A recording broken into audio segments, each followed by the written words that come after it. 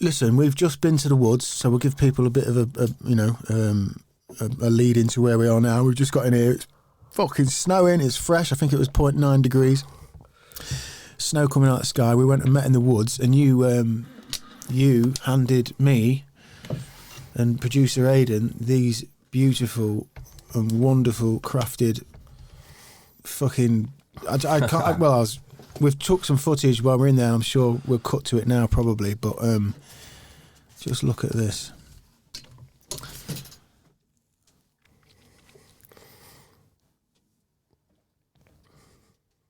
Right. Pull it back a bit so it's in the light. You see it? Kind of tilt it a little bit back. There you go. Yeah. This is. Take us through this, Pete. Yeah, so what we've got here is, so the blade's made with 01 tool steel. Yeah. I'm not entirely sure, but I think the wood is lion's wood. Yeah. And then we've got some plastic liners, black and white. And then we've finished the whole thing with coal blue to try and give it a black look. Mm-hmm. And then it's all just been handmade with me in my garage in my nights and weekends. And it's so beautiful. It was a lot of fun making it. So like I said to you earlier, so this is number 4, the 4th knife I've made. And look at this. Look at this. And you've made the leather, everything. That's it, yeah.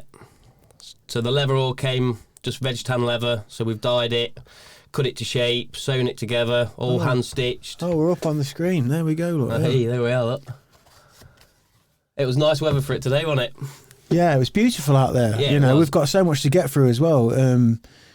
With you bringing us these gifts. I mean, and I've talked a lot, and people who follow the podcast know, and as I joke about the camping, but as we live in times where mental health's at full fucking stretch. It definitely is, yeah. Not just because of, the situation in terms of the pandemic, but also I think digitally life's so fast now. We're so inundated with this crazy data and information at a million miles an hour. On top of everything right now, I think we really are stretched, and things that are coming from the human, not just from an application or from, a delivery or do you know what I mean? Like something that's come from some work, some disciplined kind of, no, I'm seeing this through, I'm going to do this, it's going to take a long time. It's not instant, yeah. Yeah, something that takes a fucking dedication and as you can see on the screen, look, so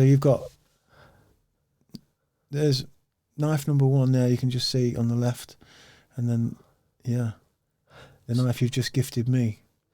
Yeah, so like I said, the first 2 knives I did then, they were forged in my forge at home, and through circumstances at home, I can't really use my forge, which meant that, that one thing I could do was do stock removal knives, which is what I've made the same knife for myself, and my knife and your knife are both stock removal knives. But so yours is the brown one there, isn't it, in the shop? Yeah, exactly. Yeah. So I did mine first to make all the mistakes that I was going to make, which I did make mistakes as well. And they're still not perfect. What is really, but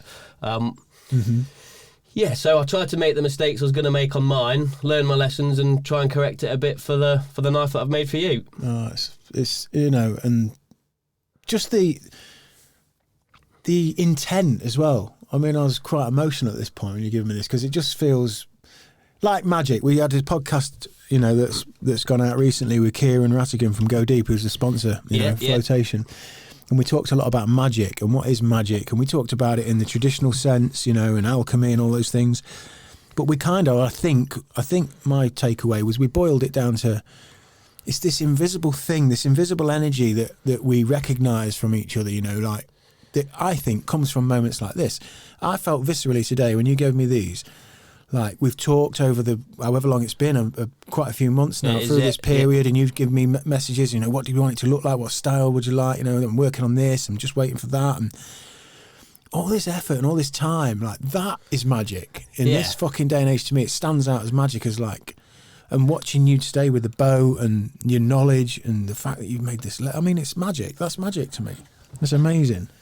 It's I find it fun. I mean, I work with my hands for a living, but I just can't get enough of it. Soon if I could go out in my garage every night, then I would. So how did it come around then, the tool making side of it, the hobbyist side, where you started to get into that? Because you're a carpenter, yeah, you're a joiner, you're a man of all of design and build. Yeah, so I don't know. I mean, so my granddad was a blacksmith, which was sort of the first spark in the head for the blacksmithing stuff. I mean, still at this point, I haven't done that much blacksmithing. It's more just bits that I've taught myself and having a go sort of thing. But a lot of it came from YouTube, to be honest. So, like with anything these days, if you get into a certain subject, if you want to fall down a rabbit hole for anything, as obscure as it can be, there's someone's got a channel on it, haven't they? And you can, and you can really fall down and get deep into it, and that's kind of what a little bit as well. It can be a little bit of a pitfall. Like I had some of the skills that I've watched that many videos about it that I thought, oh yeah, no, I can do this. And then when you actually go to do it, you realise, oh no, I haven't got those skills. I've watched other people that have got those skills. And thought that I had those skills. Applied them to yourself. So and it is always a massive learning curve. But that's kind of where, especially like the knife making stuff and the axe stuff, has all come from. Watching YouTube videos and sort of getting inspired to get that out and get out there and do it myself. It's special, man. And the axe, I want to show people the axe as well. So again, with the future guest to the show, Hazy, who's out there, has been a big inspiration for me camping, and I know he has you as well. Yeah, definitely. I love his videos. Yeah, and I've wanted to just start getting a bit more bushcrafty, and I've had this first year of just getting used to camping, getting my basic gear, getting my head around how it works. Yeah, which is good fun in itself, isn't it? It's amazing, and the kids love it. And I told you a bit of an anecdotal story about the kids with the axe when we were last out, when I used my little plastic work axe. So they're going to be mesmerised when they see this. So this again, and take us through this, Pete. Yeah, so we've got a second-hand, it's a used axe head that came, all rusted out.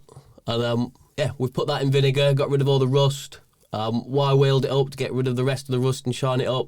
Then it's had a cold bluing put on it, which is why it looks black. That sends it black. That's what you put on a gun stock. And then, so the handle I've made out of ash. It's beautiful, man. It feels fantastic.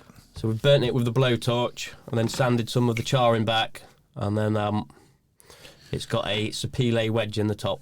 And the leather again. I mean, I don't know if you can see this, but that has got the fucking Chew the Chat bug logo on it. There it is, look, on that corner. Can you see that, Aidan?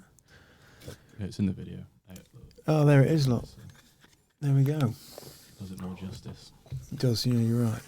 So it's good. I mean, I really enjoy doing the knives, but the leather work as well, in terms of something relaxing, you can really relax and zone out to the leather work. It's beautiful, and it's so neat and, just well tailored. And I was saying to you when I was putting the knife in, it's even got the little pop at the bottom. Yeah, so like I said to you before, that's been wet moulded, so the knife's been covered in cling film to stop it rusting, and then the sheath dipped in water. Got you. And then you mould it with your fingers to the shape of the knife, and then as it dries out, it keeps that shape. That's amazing. Such craftsmanship and quality. Look at that logo. Look. Yeah, that does look smart. That's got to go on Instagram, that hasn't it? Yes, that's going on there. I've shied away from the Instagram stuff at the minute. I was putting quite a few of my projects on the internet, but for whatever reason, I haven't done for a while. Yes, I think I'm always in flux and battle with that, because it feels, I don't know, we want to share things, but on what level are we wanting to share them? Are we wanting to share them for ourselves? Are we wanting to share them for them? Do we want them to tell us, great, well done? It's a weird thing. And with a podcast, obviously, I tell myself, I rationalise all the time. We're trying to create interesting, what's the right word? I hate the word content. Entertainment. I think what you're doing is it's actually a service more than anything. It's a service where people have got a place where they can come and listen to people from all walks of backgrounds with different opinions and different, and that's what's unique about podcasts, and why it's definitely a good thing is that it's somewhere where you can grow, isn't it?